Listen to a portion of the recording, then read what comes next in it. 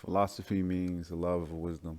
I had a professor named Charles Verheeren who taught a couple of the philosophy classes I took, and he described it as thinking about thinking. So when I put the two together, love of wisdom, thinking about thinking, and just match it up with my own experience of being a philosopher, I feel like philosophy is a lifestyle choice. And so if it's love of wisdom and it's thinking about thinking, what exactly am I saying if I say I'm a philosopher? Like, what am I saying about myself? And I feel like a philosopher is a lover of wisdom. What exactly is wisdom? What exactly is love? Wisdom is the application of knowledge and an understanding of how knowledge can be applied. So it can be active, but it could also be passive because we have freedom to choose. In terms of love, I think to love wisdom or to love the application of knowledge or understanding of how knowledge can be applied looks like putting yourself in certain situations for the understanding. Some people are motivated by money. People are motivated by revenge. Some people are motivated by what an experience will do to their mindset and to their understanding. A lover of wisdom.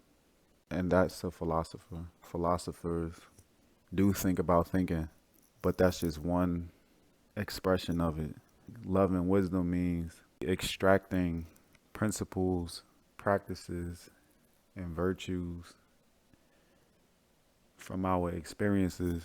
It generally takes on a critical or analytical tone. The purpose of the critique or the analysis is that pursuit or an expression of love for wisdom. After you critique, you have basically digested information. It oftentimes opens up more questions for you to reanalyze, and sometimes that could feel never ending.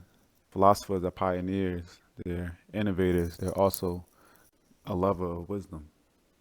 They're also, you know, in every field. Like some people think about philosophy as something esoteric. I think about it as something that's everyday. Granted, one philosopher might contemplate something abstract, like what is love, what is beauty, what is life. Other philosophers might contemplate something more concrete, like is it wrong for me to steal from a loved one? Is it right for me to go to church? There's no one way for a philosopher to express themselves. A lover of wisdom. My experience with philosophy has definitely been a journey. Each chapter or season brings different thoughts and behaviors and experiences that inform my understanding of the world at large and what's directly in front of me in those seasons. And so me being a philosopher, I think it helps me gain an appreciation for even the times where I felt like I was in a challenging season. It's more grist for the mill, it's something for me to analyze, something for me to reflect on. What you learn from a situation, nobody could take that from you. Somebody could treat you however they treat you, or you could find yourself treating other people however you want. But when you know, lay down at night or even in a moment, whatever you internalize is yours. And so I think the pursuit, the love of wisdom can look like thinking about thinking, but it could also look like thinking about ethics or thinking about aesthetics, thinking about your own life and your own situation and your own thoughts and your environment and your neighborhood and the world at large. Everybody philosophizes. Some people say it, some people profess it, some people are oblivious to the fact that they're doing it. It's like breathing. Philosophy was a coping mechanism in the process of intellectualizing my problems. You think about, situations and why they happen and think about where's the fruit, where's the silver lining, where's the gift in the midst of all of this, where's the lesson.